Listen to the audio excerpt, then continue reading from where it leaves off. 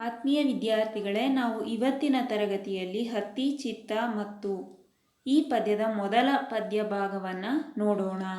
ಇದರ ರಚನಕಾರರು ಟಿ ಯಲ್ಲಪ್ಪ. ಒಂದು ಬೆಳಗುತ್ತಿರುವಂತಹ ಹಣತೆ, ಮತ್ತೊಂದು ಜೀವಂತವಾದ ದೇಹ. ಭೌತಿಕವಾಗಿ ಇವೆರಡರ ಕಾರ್ಯ ಬೇರೆ ಬೇರೆಯಾಗಿ ಕಂಡರೂ ಕೂಡ ತಾತ್ವಿಕವಾಗಿ ಒಂದೇ ಆಶಯವನ್ನು ಉಳ್ಳದ್ದೆನಿಸುತ್ತದೆ ಈ ಪದ್ಯ ಭಾಗದಲ್ಲಿ.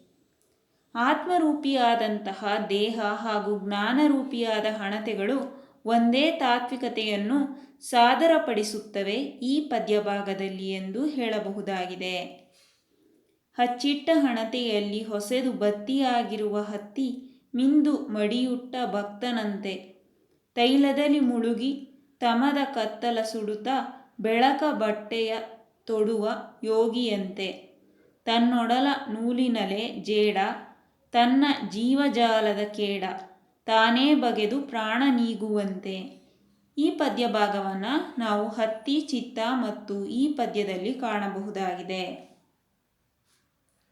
ಹತ್ತಿಯಿಂದ ಹೊಸೆದು ಮಾಡಲ್ಪಟ್ಟಂತಹ ಬತ್ತಿಯು ಮಿಂದು ಮಡಿಯುಟ್ಟ ಭಕ್ತನಂತೆ ತಾನು ಎಣ್ಣೆಯಲ್ಲಿ ಮುಳುಗಿ ಮಿಂದು ಉರಿಯತ್ತ ಜಗತ್ತಿಗೆ ಜ್ಞಾನದ ಬೆಳಕನ್ನು ನೀಡಿ ದಾರಿ ತೋರುವಂತಹ ಯೋಗಿಯಂತೆ ರಾತ್ರಿಯ ಕತ್ತಲನ್ನು ಕರಗಿಸುತ್ತದೆ.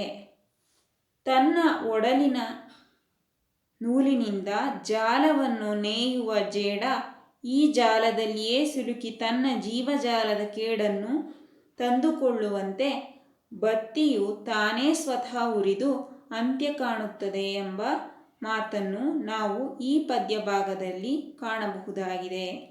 ಇದು ಮೊದಲ ಪದ್ಯ ಭಾಗದ ಸಾರಾಂಶವಾಗಿದೆ.